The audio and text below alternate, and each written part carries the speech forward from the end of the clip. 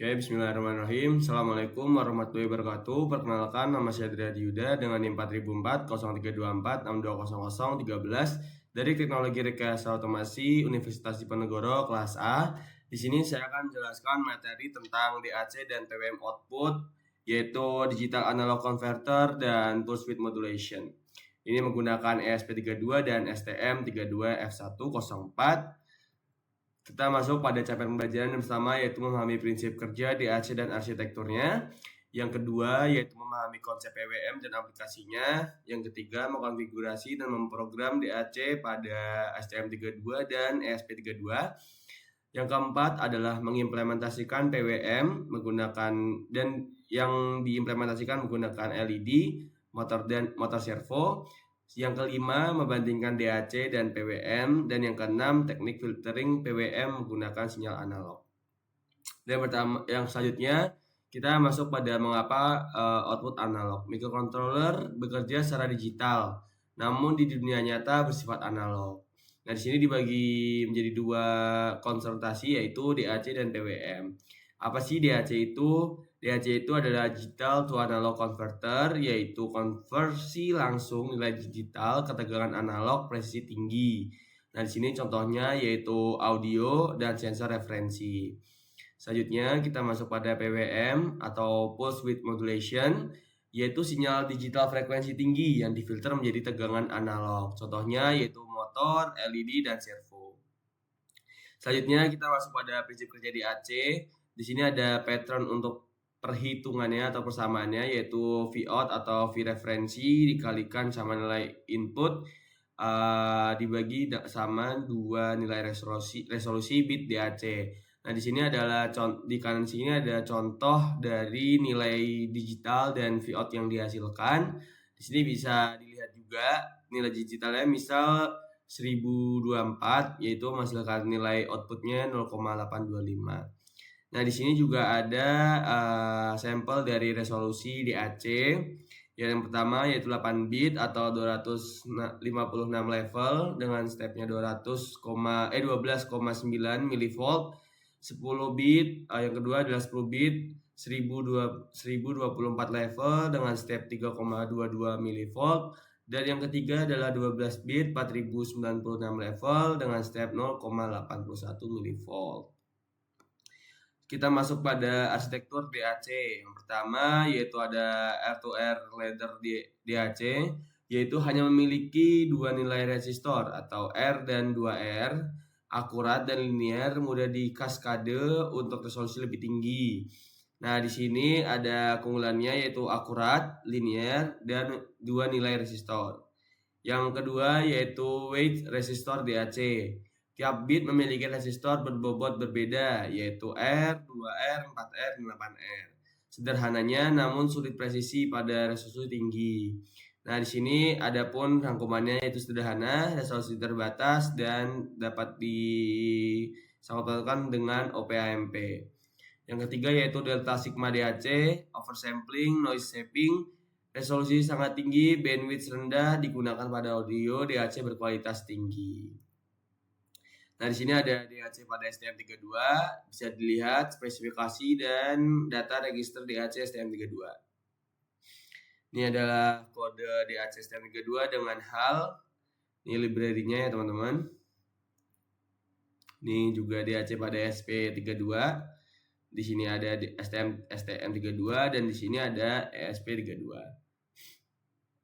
Nah, di sini adalah prinsip kerja dari PWM, yaitu Pulse Width Modulation, yaitu duty cycle ton bagian kali 100%, dan V average-nya yaitu Vmax dikali duty cycle. Ini adalah visualisasi juga dari duty cycle itu sendiri. Ini ada PWM pada STM32, timer dan HAL, dan ini ada di SP32. Nah, di sini untuk pengaplikasian dari sinyal PWM atau Pulse Width Modulation, yang pertama yaitu LED dimming, yaitu bisa mengatur kecerdasan LED dengan mengubah duty cycle. Mata manusia tidak dapat mendeteksi flicker di atas 100 Hz. Nah, selanjutnya yang kedua yaitu motor DC, kontrol kecepatan motor via VH-bridge, frekuensinya lebih 20 kHz mengurangi noise audio yang mengganggu. Yang ketiga yaitu dapat diaplikasikan pada servo motor, yaitu untuk posisi servo ditentukan lebar pulsa 0,5 milisecond sama dengan 0 derajat atau 1,5 milisecond yaitu 90 derajat. Dan yang terakhir ada di pseudo DAC yaitu PWM plus RC low pass filter menghasilkan sinyal analog. Kualitas tergantung filter dan resolusi PWM. Lanjut, kita masuk pada DAC versus perbandingan dari DAC dan PWM. Kita masuk pada resolusi terlebih dahulu. Untuk DAC itu memiliki resolusi 8-12 bit pada hardware, dan PWM kita bandingkan dengan PWM bisa lebih dari 16 bit. Dari segi bandwidth, DAC memiliki DC hingga milihertz. Kalau PWM terbatas filternya. Ripple sangat rendah, kalau PWM ada atau perlu filter.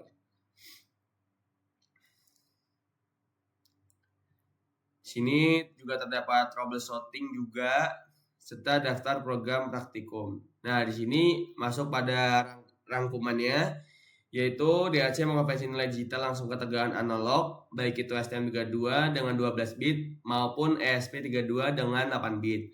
Yang kedua, PWM menggunakan duty cycle variable untuk mengontrol daya rata kanan ke beban. Dan yang ketiga yaitu STM32, 2CH, 12 bit DAC, multi timer, komponen PWM cocok untuk presi tinggi. Dan yang keenam, pilih PWM untuk LED dimming, motor servo, efisiensi daya tinggi. Mungkin tanpa berlama-lama kita langsung masuk pada percobaan yang pertama. Bismillahirrahmanirrahim. Assalamualaikum warahmatullahi wabarakatuh. Perkenalkan, nama saya Dradi Yuda dengan NIM 4004 0324 6200 13 dari Teknologi Rekayasa Otomasi angkatan 2024 dari kelas A. Di sini saya akan mensimulasikan praktikum yang ke-6 yaitu DAC atau Digital Analog Converter. Di sini adalah percobaan pertama yaitu menggunakan potensio dan LED. Nah, di sini adalah codingan yang saya pakai dengan bantuan AI juga, yaitu menggunakan Gemini. Di sini adalah untuk pendeklarasian dari alamatnya. Sini, nah di sini adalah void setupnya. Serial bikinnya menggunakan 115.200 karena untuk menangkap dari pembacaannya. Dan ini adalah untuk konfigurasi pin sebagai output nih. Terus serial primnya yaitu untuk ketampilan dari nantinya di pada serial monitor. Nah, di sini juga menggunakan void loop. Dan langsung saja kita langsung masuk pada hardware-nya. Cobaan 1.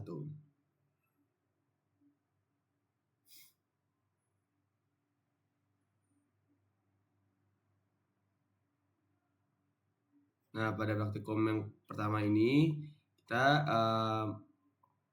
membuat program menggunakan VS Code dengan bahasa C++. Nah, ini adalah program kita. Tuh, ini adalah program kita dan ini adalah komen yang akan digunakan yaitu menggunakan LED dan ESP32 itu sendiri. Nah, di sini adalah status pembacaannya dan dapat dikontrol melalui serial monitor. Kita ketikkan semisal itu ada di 150. Nah, di situ akan muncul dari tegangan dan nilai DAC yang kita mau, dan LED dapat terpengaruh dari besaran nilai DAC yang sudah kita masukkan. Berbeda kalau misal kita masukkan 0, nah itu tegangannya juga 0, maka lampu akan mati. Terus berbeda kalau misalnya kita masukkan lagi nyala, kayak di serial monitor juga akan menyala. Oke, selanjutnya kita akan masuk pada percobaan yang kedua yaitu mengukur sudut, yaitu menggunakan motor servo SK90 dan menggunakan potensio sebagai triggernya. Di sini adalah pendeklarasian dari servo yaitu pin 18 dan ADC itu pin 4. Di sini ada frekuensinya 50 dan resolusinya 12. 12 itu 12 bit ya teman-teman. Nah, di sini kita juga mendeklarasikan dari minimal pulse dan maksimal pulse-nya. Ini adalah codingan dari void setupnya dan serial beginnya menggunakan baud rate 100.000, 15.200, 115.200. Di sini menggunakan codingannya menggunakan C++. Tanpa berlama-lama, kita langsung masuk pada percobaan yang kedua. Nah, di sini pada percobaan kedua kita menggunakan potensio dan motor servo serinya yaitu SG90. Nah, di sini menggunakan SP juga, dan ini adalah codingan dari hasil percobaan yang kedua, yaitu pengukuran sudut menggunakan motor servo, dan di sebelah kanan adalah fungsi untuk mengeprom dari perbantuan dari AI, yaitu Cloud.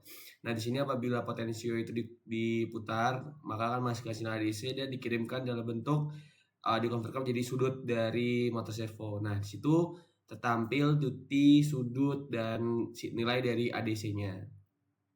Nah, di sini jika kita putar, maka sinyal duty cycle, sudut, dan ADC-nya akan tertampil pada serial monitor. Yaitu sudut 80, 100 pada sudut 100 menghasilkan nilai ADC 2000 dan sudutnya seperti itu. Nah, oke. Nah, baik, sudah selesai. Nah, kita akan mentokkan ini pada sudut selanjutnya. Kita akan masuk pada percobaan ketiga, yaitu pengontrolan sudut motor menggunakan motor servo SG90. Namun berbeda dengan praktikum yang kedua, nih praktikum percobaan yang ketiga, yaitu menggunakan microcontroller STM32. Yang berbeda adalah pada pendeklarasian pinnya. Di sini untuk pin potensio menggunakan PA0, pin servo menggunakan PA1, dan resolusi ADC-nya menggunakan pin 12. Nah, di sini codingan dari percobaan yang ketiga, yaitu pengukuran sudut menggunakan potensio. Nah, di sini adalah serial printnya, yaitu menampilkan kontrol servo dan dari ADC-nya. Final create serial print. Nah, di sini ada potensionya berapa, menghasilkan berapa, dan berapa sudutnya, kayak gitu. Langsung berlama-lama, kita langsung masuk pada hardware-nya. Nah, di sini adalah codingan dari programnya. Kita besarkan aja. Nah, di sini adalah pembacaan dari sudut potensionya. Ini adalah codingannya, dan ini yang sebelah kanan adalah bantuan dari AI-nya, ngepromnya. Di sini ada potensio 0, sudutnya juga 0. Nah, terus kita ubah dari nilai potensionya, sudutnya juga akan berubah. Di sini adalah nilai dari potensionya, kita ubah, dan sudutnya juga berubah tuh. Kalau misal maksimal, sudutnya 180. Nilai potensio itu adalah nilai dari ADC-nya itu tadi. Oke, baik. Selanjutnya percobaan yang keempat, yaitu pembacaan nilai PWM menggunakan LED dan potensio. Ini adalah program C++-nya, dan ini adalah program untuk platform I/O-nya. Langsung saja. Nah, di sini adalah serial monitor yang menghasilkan dari nilai pembacaan ADC dan PWM-nya. Nah, semua hasil dari pembacaan potensio akan terbaca pada bagian nilai ADC. Nah, di sini kita menggunakan potensio, ESP, dan LED. Dan nilainya akan tertampil pada serial monitor. Nah, ini adalah program yang sudah kita buat yang tadi ditampilkan di screen awal. Dan di sini adalah untuk platform untuk ngepromnya. Nah, di sini nilai ADC itu 0 karena kita belum men-trigger dari potensionya. Mari kita trigger dan akan menyalakan lampu serta akan membaca serta menghasilkan nilai dari nilai PWM-nya. Nah, di sini nilai ADC-nya ada 1600. Ini adalah nilai PWM-nya. Di sini akan muncul pada osiloskop. Nah, baik. Nilai PWM-nya akan tertampil pada nilai osiloskop dan mempengaruhi dari nyala terangnya lampu. Nah, kita mentokkan di 4095 dan PWM sense-nya muncul angka 45. yaitu udah limited, berarti udah mentok banget untuk nilai ADC-nya. Oke, selanjutnya masuk pada percobaan yang kelima, yaitu membaca dari sinyal PWM dan ADC menggunakan potensiometer. Dan sini adalah pendeklarasian dari komponen yang digunakan, yaitu LED ada di pin PA0, ADC yaitu potensio ada di PA1. Nah, di sini ada deklarasi dari nilai-nilai yang dihasilkan, yaitu ADC-nya itu berada pada maksimal yaitu 4095, PWM-nya 2255 dan tegangan referensinya ada di 3,3 volt. Nah, di sini adalah void setup-nya. Ini serial print yang bakal ditampilin waktu di serial monitor. Ini adalah fungsi dari loopingnya. Dan lama-lama kita akan masuk pada simulasi pada hardware-nya. Nah, ini adalah fungsi dari percobaan dari yang kelima, yaitu pembacaan sinyal ADC dan PWM. Nah, di sini adalah program yang sudah kami buat. Kita menggunakan STM32, potensio, dan lampu LED. Nah, selanjutnya nilai dari ADC akan tertampil pada serial monitor ketika kita sudah men-triggernya dengan potensio. Nah, di sini juga akan muncul dari nilai PWM-nya yang ditampilkan pada osiloskop. Nah, selanjutnya kita akan masuk pada project. Di sini kita menambahkan dari fungsi LCD 16x2. Nah, di sini kita menggunakan komunikasi I2C. Ini adalah platform I/O-nya. Nah, sama seperti praktik komunikasi sebelumnya, output akan muncul pada serial monitor dan pada LCD. Di sini nilai pembacaan ADC muncul pada angka 1000 dan nilai PWM-nya berada pada nilai 14-15. Nah, lanjut kita di sini menggunakan LCD potensio, satu buah potensio. Apabila potensio di trigger akan membaca nilai PWM dan ADC yang dihasilkan yang akan tertampil di LCD 16x2. Di sini kita membuat juga terdapat lampu. Nah, di sini adalah program serta bantuan dari AI yang bisa kita gunakan juga untuk membenarkan serta menganalisis apa yang terjadi ketika error. Nah, selanjutnya di sini akan masuk pada pengodingan C++. Di sini menggunakan LED pin di pin 2, ADC pin di pin 4, dan maksimum save-nya PWM-nya berada di angka 45. Di sini ada konfigurasi PWM, analog resolution, dan looping. Nah, di sini kita menggunakan delay 100 yaitu 10 detik. Nah, di sini adalah pembacaan dari nilai ADC dan PWM yang ditrigger oleh potensio. Akan juga tertampil di serial monitor. Mungkin cukup itu. Sekian dari saya. Apabila ada kesalahan kata, mohon dimaafkan. Wassalamualaikum warahmatullahi wabarakatuh.